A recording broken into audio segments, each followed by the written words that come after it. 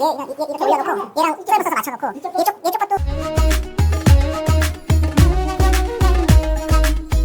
실장님 안녕하세요. 야 안녕을 일단 타고 얘기하자. 늦었어. 빨리 타. 가자. 네. 설날은 잘 보내셨나요? 잘 보냈지. 너는 저도 잘 보냈죠. 뭐 하고 있었어? 저는 세뱃돈 받고 그 세뱃돈으로 여자친구 만나러 다니셨죠. 아, 좋네. 세뱃돈도 받고. 시장님은 세뱃돈 줄 나이 아니에요? 세뱃돈 받고 싶은데, 그치. 그래서 세뱃돈 줄 나이여서 피해 다녔어. 아, 유튜브 응. 좀 인지도를 좀 높이는 방법으로 다른 유튜버와 좀 협력해서 콘텐츠를 찍으면 어떨까 생각하는데 어떠세요? 뭐 인지도도 인지도인데 재밌을 것 같은데? 다른 또 설비 관련 혹은 뭐 그 이외에 다른 유튜버 분들이랑 콜라보해도 재밌을 것 같아. 나중에 한번 해보자. 기회가 되면. 어때? 김 PD가 한번 추진해봐. 오늘은 설비업에 있어서 음. 인력 관리와 마케팅에 대해서 좀 질문 좀 하겠는데요. 먼저 직원을 뽑을 때 중요하게 보는 포인트가 있습니까? 우선 가장 먼저는 이제 우리 일이 현장에서 실질적으로 몸을 써서 일을 하는 일이기 때문에 일반 사무직과는 다르게 좀 건강한 체력, 맑은 정신, 그게 이제 가장 그냥 무조건 필수적으로 필요한 거겠다. 그리고 두 번째는 센스인 것 같아. 센스.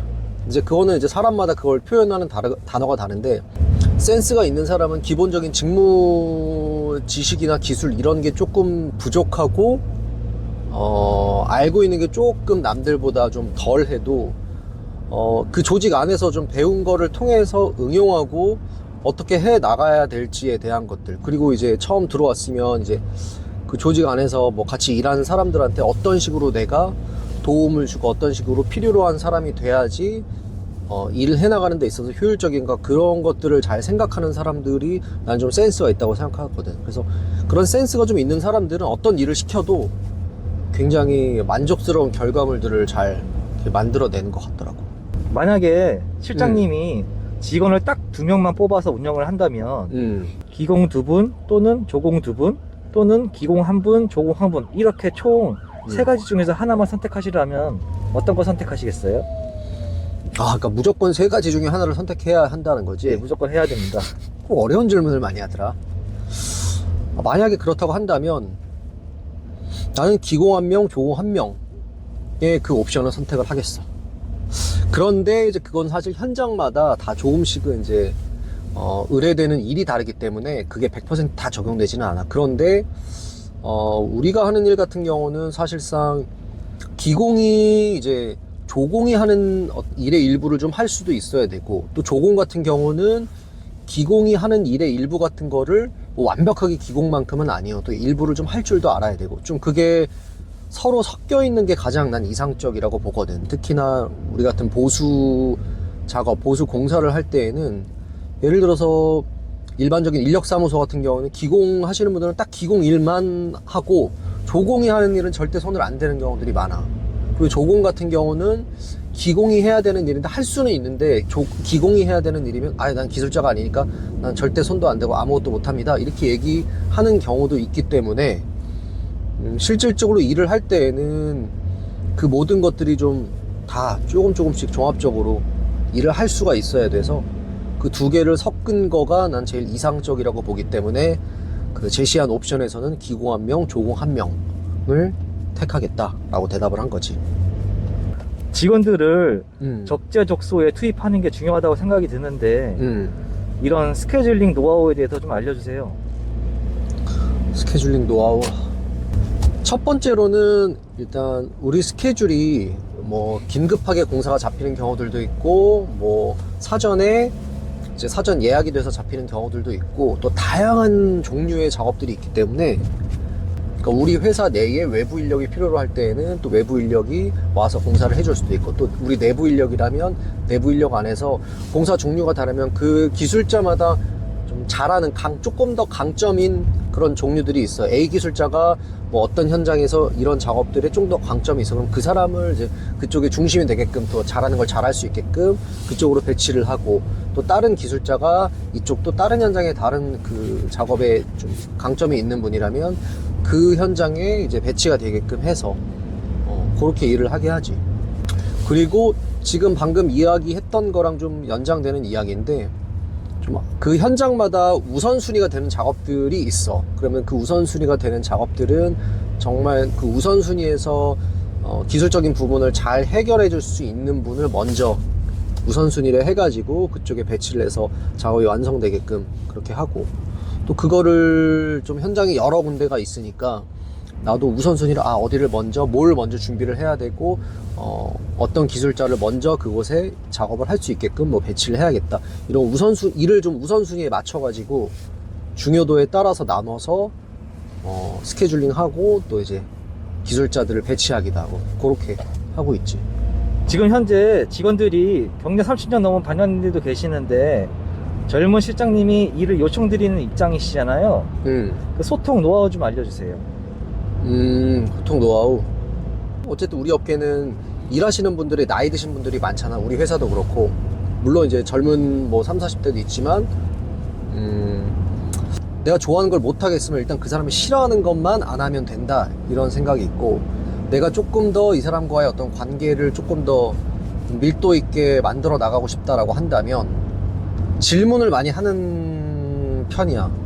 이런 거 어떻게 생각하세요? 근데 저는 이렇게 했는데 혹시 이거보다 좋은 방법이 있을까요? 있으면 그렇게 해주시고, 만약에 없으면 저는 이러이러해서 이러이러하는 게 기술적으로 문제가 없을 것 같아서 이렇게 하는 게 좋을 것 같습니다, 어떠세요? 물어보면 이제 이거는 뭐 상의하는 어떤 그런, 그러니까 서로 협의하는 느낌의 뉘앙스를 서로 풍길 수가 있기 때문에 좀 그 부분에 있어서는 그래 그럼 그렇게 하자, 그래서 그거는 이거 아닌 것 같은데 이러면서 서로 좀 소통이 좀 잘 되는 편이지. 그리고 가능하면 이제 나이 있으신 분들하고는 카톡으로 하는 것보다는 무조건 전화, 직접적인 육성으로 이야기를 하는 게 훨씬 더 편하다라는 생각인 것 같아. 실장님은 회사 마케팅 활동도 하시잖아요. 혹시 어떠한 마케팅 활동을 하는지 알려줄 수 있으세요? 뭐 홍보 활동으로는 할 수 있는 건 다 해야 되지 않을까 생각해. 지금 이렇게 하는 유튜브 채널도 마찬가지인 거고, 이것도 어떤 홍보의 하나의 이제 뭐 일환인 거지. 그리고 뭐 요새는 다들 이제 개인 SNS 채널도 다 갖고 있을 정도로 뭐 인스타그램이나 뭐 틱톡도 하시는 분들도 있고, 뭐 페이스북 여러 가지. 그래서 SNS, 그리고 뭐 블로그, 그리고 네이버 키워드 광고 하고 있지. 그거는 뭐 우리나라에 사실 어쨌든 인터넷으로 홍보를 하는 업체들이라면 그거는 거의 기본적으로 다 하고 있기 때문에 거의 다 하지, 그거는. 근데 옛날에는 이제 네이버나 이런 온라인이 없었을 때는 뭘 했냐, 바로 114 광고를 통해서 했었다라는 거. 갑자기 그게 생각나서 얘기했어. 가장 효과적인 것은 어떤 거라고 생각하시나요? 그거는 좀 달라. 뭐가 제일 효과가 있다 없다라고 이렇게 나누는 거는 조금 너무 단편적이고, 그 예를 들어 유튜브도 있고 블로그도 있고 뭐 키워드 광고를 통해 오는 사람도 있고 여러 가지, 뭐 인스타도 있고 여러 가지가 있는데, 그 유입 경로나 채널마다 그 어떤 그 홍보 채널마다 이제 문의를 주시는 고객분들, 고객 업체의 어떤 성향, 그리고 뭐 지역, 그리고 주로 요청하고자 하는 거, 내가 어떤 걸 불편해서 이런 걸 고치고 싶다라고 하는 거, 그럼 고객층의 성향이나 그런 스타일들이 다 조금씩은 달라. 그래서 그런 것들은 이제 뭐 회사마다, 뭐 우리 회사가 다 무조건 그게 다 똑같다는 건 아니기 때문에 회사마다 그 채널마다 들어오는 고객들이 다 다르기 때문에 그 고객의 성향을 파악한다면은 그 채널마다 효과적인 방법을 좀 더 찾는데 쉽지 않을까 싶어. 네, 그러면은 문의 횟수가 100이라고 치면은 계약까지 연결되는 확률은 어떻게 되나요? 그러니까 문의가 온 것과 온 것에 상담을 하고 나서 공사 계약까지 이어지는 걸 얘기하는 거잖아. 네. 그거는 평균적으로 과반 이상이라고 봐.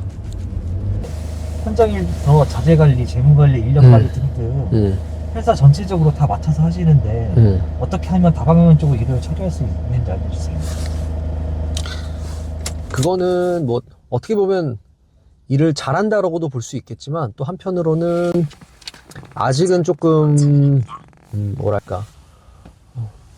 혼자서 해야 될 혼자서 많은 일을 좀 처리해야 되는 아직 그런 수준과 단계라는 걸 또 방증하는 게 아닌가 싶어. 그러니까 점점 갈수록 이제 그 회사 안에서 일들이 여러 가지 종류들이 있는데 그런 것들을 조금씩 나누고 분배해서 이런 일들을 좀 잘하는 사람한테 좀 나눠주고 이렇게 해서 좀 가야 되는데 지금은 아직까지는 그래도 뭐 여러 가지를 내가 다 이렇게 좀 손을 대면서 관리를 하고 있는 부분들이 좀 아직은 있는 거지. 사실 뭐 좀 부족해서 그렇지 않나라는 생각을 해. 그래서 더 좀 그런 부분은 앞으로도 계속 좀 잘할 수 있는 일들은 좀 그 사람한테 나눠주고 이렇게 하려고 해서 뭐 자재 관리라든지 이런 부분들은 이제 기술적으로 자재에 대해서 잘 파악하고 있는 직원이 좀 할 수 있게끔 또 그렇지 않은 부분은 내가 더 잘하는 부분에 더 집중할 수 있는 그 시간을 내가 더 잘하는 부분에 집중할 수 있게끔 일하고 그런 식으로 좀 앞으로 해야 더 낫지 않을까 싶어.